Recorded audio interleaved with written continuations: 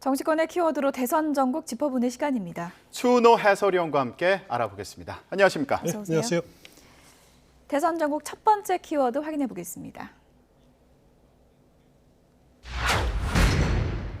네, 전두환 경제는 성과가 있었다. 이재명 후보의 얘기입니다. 대선 전국에 이 이름이 또 등장했습니다. 그렇습니다. 예. 이재명 후보가 지난 주말 대구 경북 지역을 지금 방문을 했죠. 아시다시피 이 지역은 이재명 후보의 고향입니다.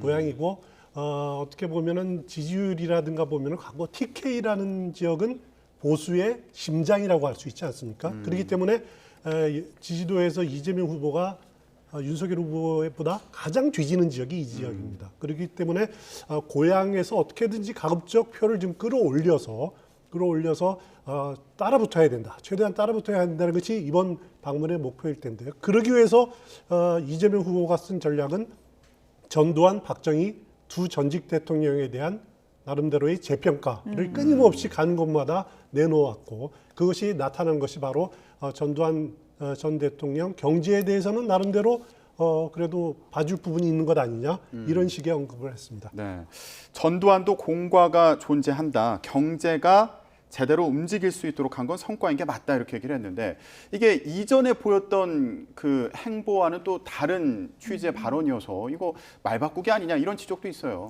충분히 그런 비판 있을 수가 있을 겁니다. 그리고 아시다시피 이재명 후보가 광주 방문했을 때, 5.18 묘역을 방문했을 때 전두환 비석을 또 밟고 가지 않았습니까? 진중권 전 교수도 그 부분을 지적했더라고요. 그렇습니다. 예. 뭐 그런 행동하고 또 이거는 뭐냐라고 이렇게 비판을 받을 수가 있는 거죠.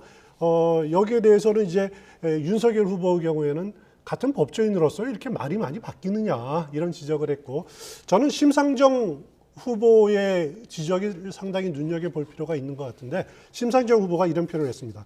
전두환 씨가 정치적으로 잘했다는 윤석열, 그리고 경제적으로 또 성과를 냈다는 이재명 후보, 이 두 사람이 어떻게 보면 우리 그 대통령 후보들이라는 분들이 우리 국민들이 피눈물로 이룬 민주주의의 가치를 표를 사기 위해서 이렇게 자꾸 내팽개치는 현실이 참 개탄스럽다, 이렇게 지적을 했어요. 그러면서 차라리 이재명 후보를 겨냥을 해서 국민의힘 후보가 되는 게 어떠냐라고 신랄하게 비꼬았는데, 심상정 후보의 지적이 어느 정도 일리가 있습니다. 두 후보가 너무 표를 위해서 이렇게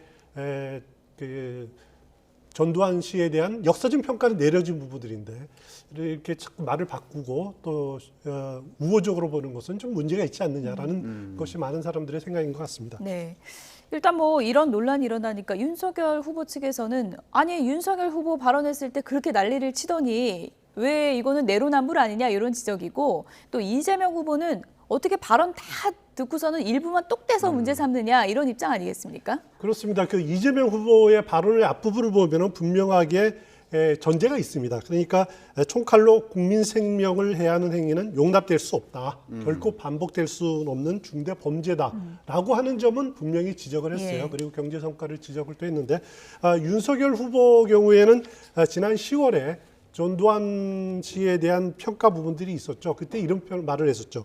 전 대통령이 잘못한 부분이 있지만은 예. 군사 쿠데타와 5.18을 빼면은 정치를 잘했다고 하는 분들이 많다. 예. 호남에서 그렇게 말하는 분들도 많다, 이렇게 표현을 했는데, 여기서 윤석열 후보의 발언은 두 가지가 문제가 있습니다. 하나는 뭐냐면은 5.18 군사 쿠데타 12.12와 5.18을 문제를 삼았는데, 그러니까 정권 획득 과정에서는 문제가 있었는데 정치는 괜찮다. 하지만 그 이후에 전두환 정권 당시의 포갑 정치를 우리 또 기억하고 있거든요. 그런 부분을 언급을 하지 않았다. 그리고 호남에서도 그렇게 말하는 부분들이 많다. 하고 어떻게 보면 당시에 전두환 씨에 대한 재판도 진행되고 있고 이런 상황이었는데, 호남 민심을 또 자극하는 그런 발언을 했다라는, 성급한 예. 발언이었다라는 그런 문제점은 분명히 있습니다. 이재명 후보 이번 발언에 대해서는 호남에서 어떤 반응일까요? 호남에서도 아주 차가운 반응일 거는 분명해 보입니다. 하지만은 아직까지는 무슨 단체의 성명이라든가 그 행동으로는 나타나는 것은 아직은 없습니다. 근데 또 최근에 박근혜 전 대통령 관련해서도 존경한다고 했더니 진짜 존경하는 줄 알더라. 이 발언이 논란이 됐잖아요. 그렇습니다. 그러니까 이거 발언에 대한 신뢰성이 좀 떨어지는 거 아니냐, 지금 말하는 거 그대로 해석해도 되냐, 이런 여론이 있을 수도 있을 것 같아요. 그렇습니다. 그 이재명 후보의 장점은 말을 잘한다라는 것이죠. 말을 잘하고 또 하나는 시원스럽게 가려운 곳을 말한다라는 건데, 말을 이렇게 잘한다는 것이 결정이 뭐냐면은 즉흥 연설을 많이 하고 또 그 말하는 대상에 따라서 또 장소에 따라서 이렇게 거기에 입맛에 맞는 말들을 한다는 예. 거죠. 그러다 보니까 말에 일관성이 없다. 그것은 뭐냐면은 신뢰에 문제가 생긴다라는 겁니다. 그것이 이제 앞으로 그 진행이 될수록 자칫 잘못하다가 발목을 잡을 수가 있는 거거든요. 그래서 정치인들이 화려한 언명도 좋고 또 나름대로의 그 쇼맨십도 중요하지만은 그래도 진정성 그리고 신중함, 이런 부분들이 더 오히려 그 필요한 부분 아닌가라는 것들을 한번 좀 돌아봤으면 좋겠습니다. 지역에 맞는 발언 얘기를 하셨는데 이제 TK 방문 때 이런 얘기도 했습니다. 빨간색을 찍다가 뭐 망했다 이런 또 발언을 하기도 했는데 이거는 어떻게 보십니까? 뭐 바닥 민심을 좀 자극한 걸까요? 발언한 곳이 어디냐면 이제 봉화를 방문했을 때입니다. 봉화를 방문해서 자기가 다녔던 초등학교, 은사 그리고 동창들 몇 명 이렇게 만난 자리죠. 어떻게 보면 이제 편하게 이야기할 수 있는 자리일 겁니다. 그런 자리 성격이라는 것을 이제 인정을 하고 들어가야 될 텐데, 여기에서 무슨 말을 했냐면은 TK 쪽에서, 대구 경북 쪽에서 자기에게 기회를 줬으면 좋겠다. 그 TK 분들이 빨간색이라면 보수 정당을 의미하는 예. 거죠. 찍어서 망했다. 솔직히 TK가 그 보수 정당이 무엇을 해줬느냐. 뭐 이제 그러면서 어떤 말을 하냐면은 자신이 호남을 방문하는 동안에 당신은 왜 TK에서 태어났는데 지지율이 전국에서 제일 낮냐? 그 니네 고향이 그렇다. 니네 고향은 왜 그러냐? 이런 얘기를 계속 들었으니까 그걸 좀 바꿀 수 있게 자기를 지원해달라, 지지해달라, 그런 취지의 말이었는데 듣기에 따라서는 갈라치기일 수가 있죠. TK가 망했다라는 표현들은 어떻게 보면은 지역 비하 발언일 수도 있고, 그런 부분들을 국민의힘 선대위에서는 지적하고 있는 그 성명을 발표하고 뭐 그러고 있습니다. 네, TK 민심 잡기에 힘을 굉장히 많이 쓴 것 같은데 이런 얘기도 인상적이었어요. 여기 묻힐 거고 언젠가 돌아올 땅이어서 푸근하다. 본인 고향이라는 걸 굉장히 강조를 했는데 이번 이 TK 방문을 좀 논평해 본다면 어떻게 할 수 있을까요? 그 이재명 후보가 고향이라고 표현한 부분들은 이제 수구초심이라고 하지 않습니까? 여우가 죽을 때 고향에 머리를 두고 죽는다라는 것을 인용까지 하면서 나는 여기 그 고향이니까 여러분들이 좀 모아달라고 하는 부분들인데, 크게 그러니까 이재명 후보의 전략은 두 개였습니다. TK 방문 전략은 하나는 내 고향이다. 그렇기 때문에 나를 지지해달라, 좀 더 도와달라. 두 번째는 두 전직 대통령에 대한 재평가를 통해서 방황하고 있는 보수층 또 중도층의 마음을 잡겠다라고 하는 그런 그 전략을 썼는데, 나름대로 상당히 성의를 갖고 다양한 지역을 섭렵한 것이 눈에 띕니다. 그렇기 때문에 당장은 성과로 나타나기에는 힘들 수는 있습니다만은 이런 방문들이 누적하면은 분명히 그 민심, 그 기저 민심은 흔들릴 가능성은 충분히 있습니다. 그만큼 윤석열 후보와 국민의힘 측에서 TK 부분을 가만히 손 놓고 있어서는 안 된다라는 거죠. 예. 공략하는 그런 맞대응 전략이 필요할 것 같습니다. 민주당에서는 지금 뭐 이재명 후보 혼자 뛴다 이런 얘기들이 있었는데, 최근에 유시민 이사장 등판 이후에 오늘은 또 이해찬 전 대표가 언론에 등판을 했습니다. 그래서 이런 얘기를 했더라고요. 1월 말 설 이후가 분기점이다, 이렇게 전망을 했더라고요. 그렇습니다. 이해찬 전 대표가 선대위의 상임 고문입니다. 예. 상임 고문이지만은 실질적으로 회의를 참석한다든가 이렇게 활동을 안 했는데 오늘 언론 인터뷰에서 나와서 모처럼 나와서 총평을 이렇게 많이 했는데, 방금 말씀하신 대로 이번 선거의 전망을 볼 때 지금 양자가 아주 붙어 있다.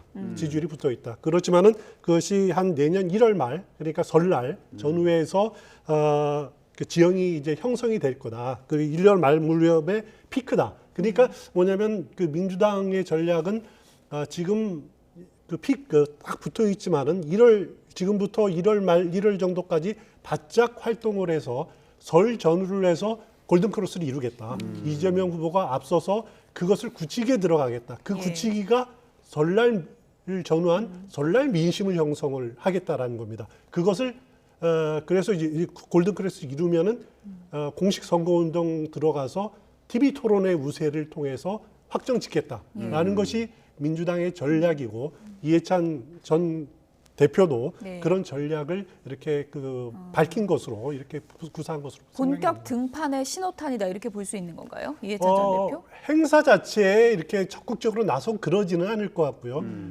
인터뷰라든가 아니면은 전략을 말한다든가 이런 식의 영향력을 행사는 계속 하지 않을까라는 생각이 됩니다. 지지층을 향해서도 1월 말까지는 우리가 골든 크로스 이루겠다 이런 좀 확신을 심어주기 위한 발언 같기도 하고요. 그렇습니다. 그런 지지층에서 이번 선거가 지금 시작은 좀 불리하게 시작을 했지만은 반드시 이긴다라고 하는 그런 믿음을 주는 것이 중요하거든요. 더 결집하라고. 그렇습니다. 더 결집을 촉구하고 하는 것이 이해찬 전 대표의 몫이다. 본인이 그렇게 판단하고 있는 것 같습니다. 네. 자, 이재명 후보 주말 사이에 바쁘게 움직였는데 그렇다면 국민의힘 윤석열 후보는 어떻게 움직였는지도 알아보도록 하겠습니다. 다음 키워드 보여주시죠. 사진만 찍고 갔다. 무슨 일이 있었던 건지 궁금한데 국민의힘 윤석열 후보 같은 경우에는 강원 지역 방문을 했잖아요. 그렇습니다. 그 지역에서 시군 번영회장 간담회가 있었는데 여기서 여야 간의 공방이 이후에 나왔습니다. 사진만 찍고 갔다는 주장이 나온 건데 이게 무슨 일이 있었던 건가요? 강원도 춘천을 방문했었죠. 춘천을 방문해서 강원도 18개 시군의 번영회장들과 간담회를 하는 모임이 있었습니다. 여기에 간담회 시간이 20분 좀 넘게 진행이 됐는데 간담회는 이제 현안을 보고하고 건의문을 받고 윤석열 후보가 길게 말을 하지 않고 뭐 잘 반영하겠다 이 정도로 약속을 하고 사진을 찍고 이제 파했다는 겁니다. 이러니까 이 자리에 참석했던 한 사람이 아니 간담회를 했으면 좀 얘기도 들어보고 또 내가 물어보고 이러려고 왔는데 사진 찍으러 왔냐 이렇게 큰 소리로 항의를 했다라는 겁니다. 그런데 그래서 이제 그런 문제가 생겼는데 이런 것이 알려지자 민주당은 선대위 차원에서 이제 공세를 취했죠. 예정된 간담회 진행하지 않고 기념 사진만 찍고 갔느냐 이렇게 비판하는 성명이 나왔는데 하지만 주최 측의 이야기를 들어보니까 주최 측은 원래 간담회가 한 10분 정도 진행이 됐었는데 자신이 좀 우겨가지고 한 20분으로 약속이 됐고 그리고 또 좀 더 넘겼다 이렇게 좀 해명을 했고요. 그리고 그러니까 이제 뭐 할 건 다 했다. 사진만 찍고 간 건 아니다. 그리고 고함 지른 사람도 번영회원이 아니다. 아, 그렇군요. 네, 번영회 아니고 그래서 이 사람에 대한 경찰 수사에 대한 의뢰를 했다. 우리의 그 모임 자체가 이렇게 정치적으로 이용되는 것 참 유감스럽다.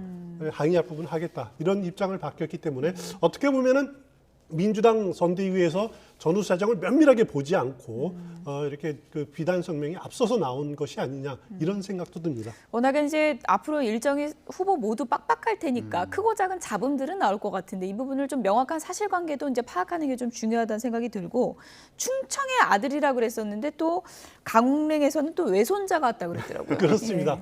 어린 시절에 외갓집 그러니까 외할머니 집이 강릉에 있어서 강릉을 방학 때마다 방문했다고 본인이 입으로 그럽니다. 거기서 권성동 사무총장하고도 친분이 쌓였었고 이랬다 그러는데 그래서 강조할 수 있는 부분들은 온갖 것을 다 강조한 거죠. 어디에 사위다, 어디에 외가다, 뭐 어디에 아들이다 강조하는 부분들인데 그것은 비단 뭐 윤석열, 이재명 후보뿐 아니라 모든 후보들이 쓰는 그런 전략이 아닌가 싶습니다. 네. 시장 가서도 외할머니 얘기하는 게 참 인상적이더라고요. 예.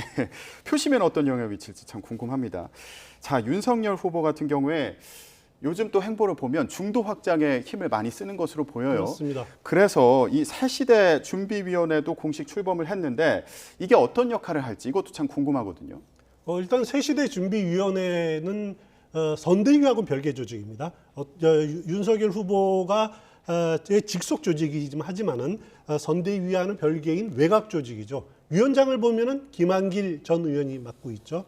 그리고 거기 들어가 있는 분들을 보면은 얼마 전에 입당한 무소속에서 입당한 이용호 의원, 호남 출신 아닙니까? 호남 아닙니까? 그리고 광주에서 사선을 의원을 지냈던 김동철 전 의원이라든가 어떻게 보면은 국민의힘에 최근 전적적으로 이렇게 합류하기는 좀 애매한 분들 그리고 호남 출신 인사라든가 아니면 중도 또 이탈한 진보 또는 혹은 합리적 진보 이런 분들이 많이 포함이 돼 있는 분들이죠. 그러니까 선대위라는 그릇을 통해서 이분들을 다 담기에는 어렵고 그런 분들이 직접 활동할 수 있는 무대를 새시대 위원회로 이렇게 담겠다라는 것이 뜻인 것 같아요.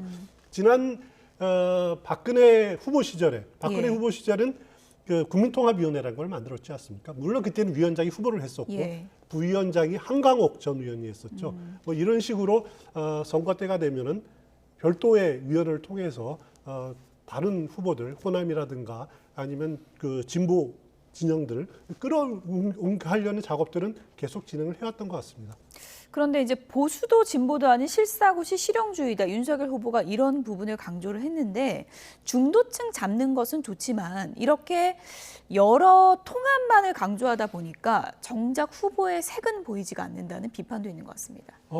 근데 이제 윤석열 후보가 워낙 정치에 시작할 때도 한 말이 보수, 중도, 합리적 진보, 이탈된 진보를 끌어안는 그런 그 큰 그림을 그리겠다라는 것이 윤석열 후보의 부상이었고 예. 그렇게 밝혔습니다. 그것을 이제 이뤄나갔다 하는 것인데 결과적으로 그러면은 이제 집토끼는 무시하는 것 아니냐, 집토끼는 좀 놓치는 것 아니냐라고 하는 비판 충분히 있을 수 있습니다만은 아마 윤석열 후보 측에서는 생각하는 것이 집토끼가 갈 데가 어디 있겠느냐, 결국 우리한테 오지 않겠느냐. 지금은 중도 싸움이다. 중도로 나가는 누가 중도를 잡느냐라는 것이 싸움이다라고 이렇게 판단하고 있는 것 같고요.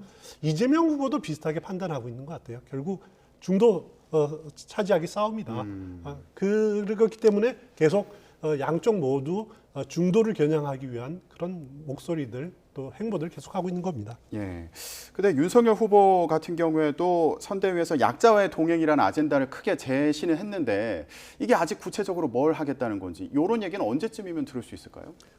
조만간 아마 구체화되지 않을까 싶은데 왜냐하면은 약자와의 동행위원회는 이것은 이제 김종인 위원장이 워낙 제시를 했던 겁니다. 예. 이것을 본인이 윤석열 후보에게 강력하게 요청을 했던 부분들이 받아들여진 부분들이기 때문에 후보뿐만 아니라 김종인 위원장도 챙기는 부분들이 있기 때문에 당장 인선이 형성이 돼야 되고 해야 되는 그런 과제들이 좀 남아 있기 때문에 아직 좀 미적거리는 것 같은데 조만간 인선이 마무리되는 대로 구체화되지 않을까 싶네요.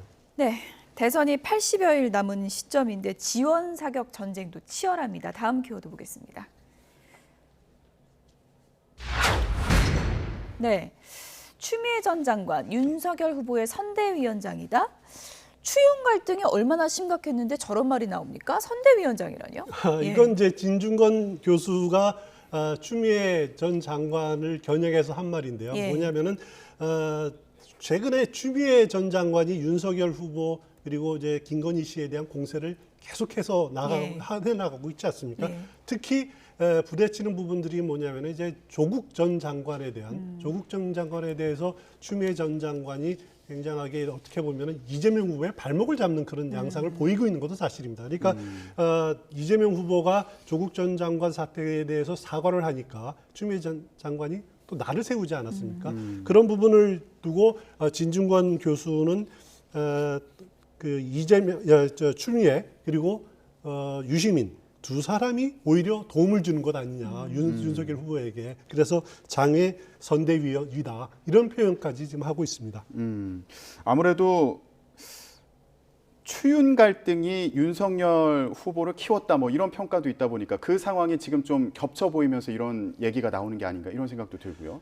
그렇습니다. 예. 결국 그 이재명 후보는 조국의 강을 건너고 싶어 하는데 그리고 추미애의 등판으로 인해서 추미애가 계속 못 건너게 발목을 잡는다. 그러니까 우리 고대 가요 중에 공무도화가라는 거 기억하시죠? 니마 그 강을 건너지 마시오 하는 거 계속 강을 못 건너게 막고 있는 것이 추미애 전 장관이다라고 하는 것이 아마 진중권 씨의 생각인 것 같습니다. 민주당 내부에서도 반응이 엇갈리고 있는 것 같긴 한데 진보 진영 쪽에서는 나는 꼼수다 김용민 이사장이 이런 얘기를 했습니다. 추미애 전 대표는 우리에게 귀한 사람이다. 이렇게 뭐 선대위원장 이런 게 우리 갈라치게 하는 거고 추미애 전 대표가 그만큼 두려워서 그런 거다. 이런 분석을 내놨습니다. 그렇습니다. 그 김용민 이사장의 이야기를 들어보면 보통 이제 추미애 나오면 윤석열에겐 땡큐다 이런 표현을 예. 많이 쓰지 않습니까? 그 표현 자체가 민주 진영을 갈라치기 하기 위한 그런 거다. 그것은 거꾸로 어떻게 보면 돌려보면은 추미애가 두렵기 때문이 예. 아니냐. 추미애라는 존재는 그 윤석열 당 검찰총장을 징계받을 검사라고 낙인 찍었고 그리고 검찰 쿠데타를 몸으로 막은 사람이다. 이런 사람을 추미애를 만약에 내쫓고 예. 그리고 팽개치고 하려고 하는 것은 민주진영, 만약에 그런 민주진영의 지구치 있다면은 푹익은 수박이다 이렇게 표현을 했습니다. 그 무슨 말이냐면은 겉은 파란데 속은 빨갛다. 예. 결국 겉은 민주당 의원인데 속은 국민의힘 예. 사람이다라고 이렇게 비판을 하고 있는데 아무래도 그 민주당 혹은 그쪽 진영의 분들도 생각이 다 같지는 않은 것 같아요. 예. 지금 명확하게 차이가 있는 부분들이 아마 김영민 이사장의 발언이 전적인 아무래도 뭐 지지층 결집에는 효과가 있고 그런 능력이 있는 사람이다 이렇게 이제 평가를 하는 것 같죠. 그렇습니다. 예. 그 아무래도 추미애 전 장관이 이게 어떻게 보면은 이재명 후보의 지금 그 역할도 상당히 선대위에서 역할을 맡고 있지 않습니까? 예. 그 활동을 하고 있으면서도 보면은 과거의 친조국 인사들이 이탈하는 것을 막고 있는 울타리 같은 역할을 하고 있기 때문에 결국 그 감싸 안는 예. 것이 필요하다라는 그런 생각이 듭니다. 네, 이재명 후보, 윤석열 후보 모두 최근에 중도층 잡기에 좀 힘을 쓰고 있는 그런 상황으로 보이는데 앞으로 표심에 어떤 영향을 미칠지 궁금한 상황인데요. 관련해서 여론조사 결과 살펴보겠습니다. 좀 결과가 다른 두 가지 조사가 나왔는데요. 먼저 한국사회여론연구소 조사 결과를 볼까요? 예, 지금 이재명 후보가 40.6%고요. 그리고 윤석열 후보가 42%를 기록했습니다. 윤석열 후보가 오차 범위 안에서 앞서는 결과예요. 그렇습니다. 한국사회여론연구소는 매주 월요일에 발표가 되는데 이 여론조사는 100% 무선전화 가상 전화번호를 이용합니다. 그리고 ARS로 조사를 하는 조사다라는 것을 염두에 두시고 보셔야 될 것 같은데요. 반면에 같은 기간에 나온 피플 넥트워크 리서치를 보면은 윤석열 후보가 47.9, 이재명 후보 37.5%. 두 여론조사 기간이 또 상당히 차이가 또 벌어지는 여론조사. 네, 지금 기간이 여론조사가 나왔습니다. 이제 PNR 그 여론조사죠. 앞서 여론조사가 KSOI 여론조사고요. 그렇습니다. 이 여론조사는 그 한국사회여론연구소하고 다른 것은 뭐냐면은 유선 전화가 10% 들어가 있습니다. 유선이요. 유선이 10%, 무선이 90%입니다. 예. 유선이 상당히 들어가 있다라는 것. 그리고 앞선 한국사회여론연구소는 안심 전화를 이용을 해서 실제로 존재하는 가상번호를 이용했다라면은 이 여론조사는 RDD 방식, 임의 걸기 방식으로 조사를 했다. 그런 차이가 있기는 하지만은 그런 차이에도 불구하고 오차 범위 밖으로 이 여론조사는 그 차이가 나는 거 예. 보면은 아직 여론이 들쭉날쭉한 것도 사실인 것 같고요. 예. 같은 날 이렇게 나왔다는 것이 좀 당혹스러운 부분들도 있는 건 사실인 것 같습니다. 최근에 이제 여론조사를 분석조차 하기가 참 힘들다 이런 얘기들이 많은데 한국사회여론연구소 조사 다시 좀 보여주실까요? 이 부분에서 제가 좀 이렇게 봤던 거는 이재명 후보 같은 경우에 박스권이다 이런 얘기가 있었는데 여기서는 40%를 넘는 조사가 나왔습니다. 그렇습니다. 이재명 후보가 이 여론조사를 보면 지난주에 비해서 2.7%포인트가 올랐습니다. 그리고 윤석열 후보는 0.6%포인트 올랐고요. 윤석열 후보의 상승폭은 아주 제한되어 있지만은 이재명 후보의 상승폭이 점점 좀 많아지고 있다라는, 눈에 띈다라는 거죠. 그 점이 이 여론조사에 반영이 됐다라는 생각이 들고요. 그리고 다른 후보들을 한번 쭉 보면은요. 예. 지지 후보 없다. 그리고 잘 모름. 이것이 부동층 혹은 무응답층 무당층이 19.4%, 예. 20% 가까이가 예. 아직까지 이 여론조사에 따르면 나온다라는 거죠. 예. 네. 그렇기 때문에 이 층들이 어떻게 움직이느냐, 그리고 과연 이 층이 다 투표에 참여하지는 않을 가능성이 높기 때문에 네. 그 부분들을 한번 좀 눈여겨봐야 될 대목인 것 같고요. 무당층이 줄어든 것도 사실인 것 같습니다. 그럼 결국에 저 부동층을 움직이게 할 수 있는 어떤 분기점이라고 해야 될까요? 뭐가 있을까요? 제일 중요한 것은 나에게 어떤 나의 미래에 어떤 도움이 되는 비전들 그리고 정책들이 제시되느냐 그 부분을 봐야 될 것 같습니다. 그러니까 보통 총선은 회고 투표라고 그럽니다.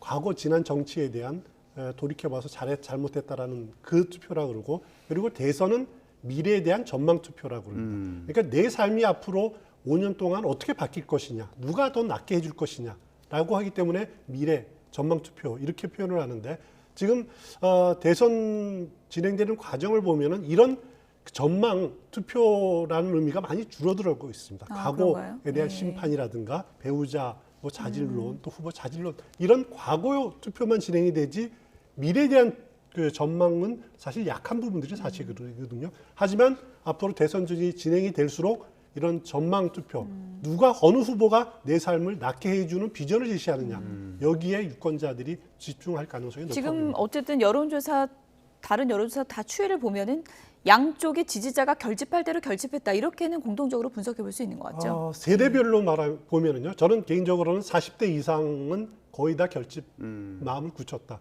아직 20대, 30대는 왔다 갔다 하는 부분들이 많고, 그분들이 누가 나한테 유리한 후보냐, 이 부분을 지금 보고 있는 것 아니냐라는 개인적인 판단입니다. 2030의 표심이 또 큰 막판 변수가 되겠군요. 여기까지 듣겠습니다. 추은호 해설위원과 함께 짚어봤습니다. 고맙습니다.